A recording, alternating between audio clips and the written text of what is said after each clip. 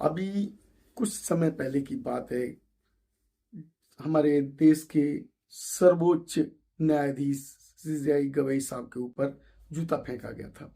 और जूता फेंकने की जो घटना हुई थी वो कोई आम घटना नहीं थी। वो जूता केवल गवई साहब पर नहीं फेंका गया था, वो जूता फेंका गया था दलित समाज पर, दलित समाज के उस व्यक्ति के ऊपर जो दलित समाज का व्यक्ति सीजेआई बनकर सर्वोच्च न्यायालय के उस पद पर पहुंचा था। और वो घटना जो हुई थी, वो उस घटना को किस तरीके से देश के अंदर देखा गया था। कितने ही लोग ऐसे ट्रोल करने वाले थे जिन्होंने गवई साहब की उस जूता फेंकने की घटना का इस तरीके से जूता फेंकने वाले व्यक्ति का मनोबल बढ़ाया गया। और आगे भी भविष्य में ऐसी घटनाएं हो सकती हैं, इस तरीके की कोई रोक टोक भी नहीं की गई थी, क्योंकि गवई साहब जो है वो शांत नेचर के थे और एक बुद्धिज्म के मानने वाले थे। बुद्धिज्म जो कि साफ तरीके से ऐसी सोच पैदा करने की भावना देता है जो कि बदले की भावना ना हो। लेकिन ये समाज है, समाज इस चीज को नहीं जानता। समाज इतना अधिक जो है जो शोषण के खिलाफ जो है आवाज उठा रहा है। अगर समाज के एक व्यक्ति के पास, वो भी सर्वोच्च पदाधीन पदासीन और देश के प्रमुख पद पर आसीन ऐसे व्यक्ति के ऊपर अगर कोई जूता फेंकेगा तो समाज शायद बर्दाश्त नहीं करता। उसी तरीके की जो घटना दिल्ली के अंदर देखने को मिली, जिस व्यक्ति ने गवई साहब पर जूता फेंका था, उस व्यक्ति को जब जूते का सामना करना पड़ा तो किस तरीके से चिल्ला रहा है, देखिए। तेरी तेरी साले तेरी साले कौन है तो साले क्यों मार रहा है मुझे? सनातन धर्म की जय हो, सनातन धर्म की जय हो, सनातन धर्म की जय हो, सनातन धर्म की जय हो। इसके अंदर क्या इस तरीके की घटनाएं होनी चाहिए? क्या इस तरीके की घटनाएं कराने का काम जो किया जा रहा है वो किस द्वारा किया जा रहा है? क्या इस तरीके की घटनाओं को रोका जा सकता है या नहीं रोका जा सकता? ये तो हमारे देश की जो सरकार है उसको सोचना है। लेकिन मेरा ये मानना है कि इस तरीके की घटनाएं घटित नहीं होनी चाहिए। किसी भी व्यक्ति के ऊपर, चाहे कोई छोटा पद में हो या बड़ा हो, कोई सामान्य व्यक्ति हो या किसी उच्च पद पर आसीन व्यक्ति हो, उसके जो भावनाओं को ठेस नहीं पहुंचानी चाहिए। उसके ऊपर जो जूता फेंका गया, उस जूता फेंककर किस तरीके से उस पद का अपमान किया गया, वो किसी जाति का अपमान नहीं, वो एक पद का अपमान है। और उसकी जो गरिमा किस तरीके से तार तार की गई, ये पूरे देश ने देखा। वर्तमान सरकार ने किसी तरीके का इस तरीके की घटनाओं पर एक्शन लेना नहीं समझा और ना ही दिल्ली पुलिस ने कोई ऐसा एक्शन लिया। लेकिन जब यही घटना दिल्ली के कोर्ट में हुई तो कोर्ट की जो स्थिति बनी, उसको बचाने के लिए लोग किस तरीके से सामने आए और वो खुलकर जो सनातन धर्म चिल्ला रहा है। लेकिन उस मूर्ख को ये नहीं पता कि वो एक दलित है। दलित समाज का व्यक्ति दलित ही कहलाएगा जब तक वो वर्ण व्यवस्था में अपने आप को बना कर रखेगा। चाहे वो किसी भी तरीके से अपने आप को उच्च बनाने की कोशिश कर ले, शिक्षित हो जाए, चाहे सम्मानित हो जाए, किसी भी प्रकार का उसको पद मिल जाए, लेकिन जब तक देश के अंदर सनातन धर्म रहेगा, जब तक देश के अंदर सनातन धर्म की सोच बनाई जाएगी, जिस तरीके से एक दलित व्यक्ति को सनातन धर्म के चंगुल में फंसाकर किस तरीके से उससे घटनाएं कराई गई और उस घटना पर हमारे प्रधानमंत्री जी ने गवई साहब को शांति बनाए रखने के लिए कहा, गवई साहब को धैर्य बनाने के लिए कहा। क्या इस तरीके की घटनाएं अगर किसी बीजेपी के मंत्री के ऊपर, बीजेपी के किसी उच्च पदाधिकारी के ऊपर, किसी ब्राह्मण या बनिया या क्षत्रिय के ऊपर अगर की जाती तो क्या ये देश की सरकार और दिल्ली की पुलिस वो देखती रहती? पुलिस ने भी किसी तरीके का एक्शन लेना उचित नहीं समझा। ऐसे व्यक्ति को एक शांतिपूर्ण व्यवस्था के आधार पर उसको जाने दिया। एक तो उस व्यक्ति ने जूता फेंका, उसके बाद जज साहब ने कोई अगर एक्शन नहीं लिया तो उस स्थिति में हमारे देश की पुलिस को एक्शन लेना चाहिए था, क्योंकि पुलिस वो अपना काम कर सकती थी, लेकिन हमारे देश की पुलिस ने भी इस तरीके का काम नहीं करना चाहा। तो देश के अंदर अगर इस तरीके की घटनाएं होंगी तो इस तरीके की घटनाएं देश में क्या संदेश देंगी? क्या बदले की भावना?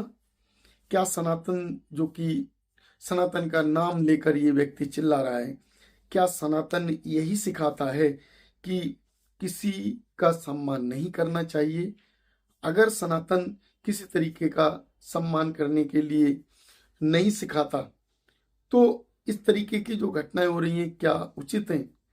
अब इन घटनाओं पर एक और बात निकल कर आई सामने कि उस व्यक्ति ने अपने जो देवी देवता को मानकर कहा था कि मेरे भगवान ने मुझे जूता फेंकने की इजाज़त दी थी, जूता फेंकने के लिए कहा था, मेरे सपने में आए और जूता मुझसे फेंकवा दिया। इसी तरीके से अब ये जो दूसरा व्यक्ति है जिसने उस वकील के ऊपर जूता फेंका, जो सनातन सनातन चिल्ला रहा है, वो भी कह रहा है कि मेरे शास्ता ने, मेरे भगवान ने मुझसे कहा कि इस पर जूता मारो। तो इस तरीके की जो भावनाएं आज पैदा हो रही हैं समाज के अंदर, इस तरीके की जो घटनाएं घट रही हैं समाज के अंदर, क्या इस तरीके की घटनाओं पर रोक लगाई जा सकती है? अगर रोक लगाने की बात आएगी तो इस पर कौन रोक लगाएगा? कानून बनाने का काम किसका है? क्या कानून आम जनता बनाएगी या क्या कानून सरकार को बनाना चाहिए? क्या देश के अंदर इस तरीके की घटनाएं होती रहेंगी?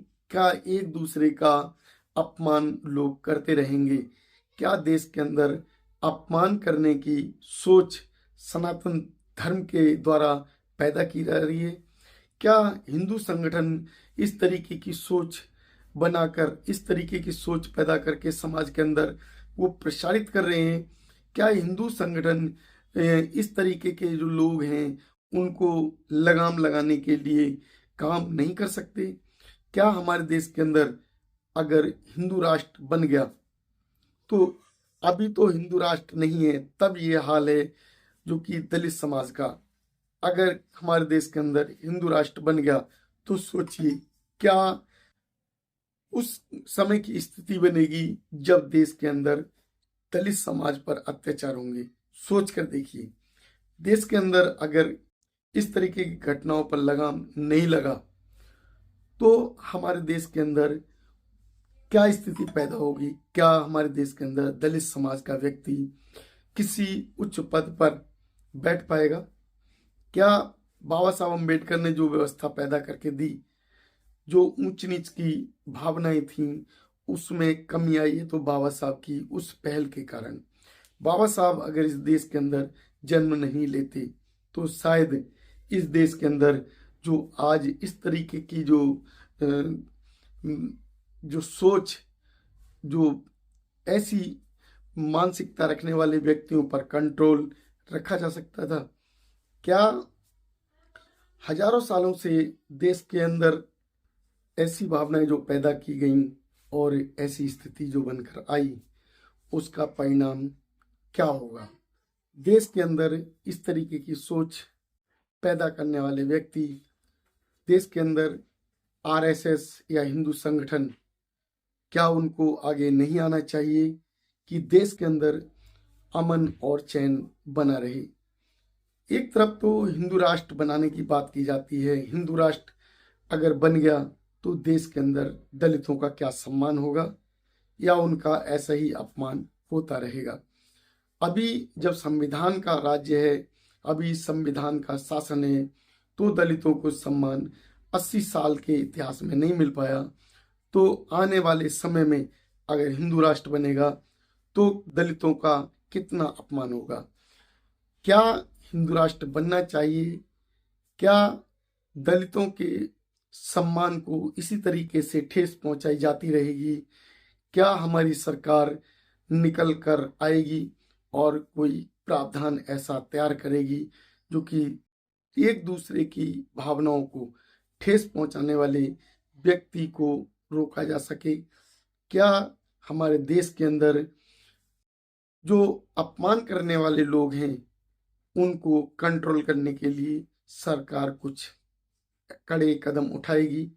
क्या हमारे देश की पुलिस वो इसी तरीके के अत्याचार होते देखकर उन पर किसी तरीके की वो एक्शन करने से मना कर देगी? क्या हमारे देश की पुलिस जो अभी जो सोच पैदा हो रही है इस तरीके की सोच पैदा होती रहेगी? क्या हमारे देश में आने वाला जो समय वो दलितों के लिए अच्छा होगा? ये आप लोग बताएंगे, क्योंकि यदि आप लोग हमारी इस वीडियो से सहमत हैं तो इस वीडियो के ऊपर जो आपकी सोच हो अपने कमेंट्स दें। यदि आप लोग हमारे चैनल पर नए हैं तो हमारे चैनल को सब्सक्राइब करें। यदि वीडियो पसंद आए तो उसको लाइक और शेयर अवश्य करें। धन्यवाद। नमोदय। जय भीम साथियों।